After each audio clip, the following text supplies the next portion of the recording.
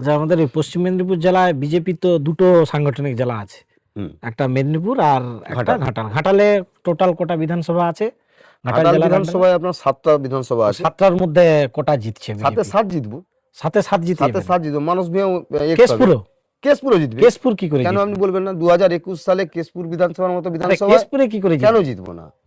আমি অঙ্ক বলি, কেশপুর বিধানসভাতে আমরা 19,000 ভোটে হেরেছিলাম, 2021 সালের কথা বলছি। হুম। তাহলে 2021-এ আমরা হেরেছিলাম 19,000 ভোট। নির্বাচনে কেন্দ্রীয় বাহিনীর যে ভূমিকা, সেই ভূমিকা কিন্তু সবচেয়ে গুরুত্বপূর্ণ। সন্ত্রাস ছাপ্পাটা আটকাতে পারলে আমরা কেশপুর বিধানসভা কেন, যে কোনো বিধানসভায় জিতবো।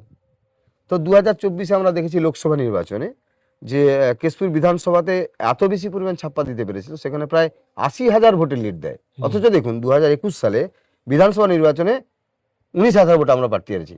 পৃথ্বীশ কুমার আমাদের প্রার্থী ছিলেন, সম্মানীয় শিক্ষক ছিলেন।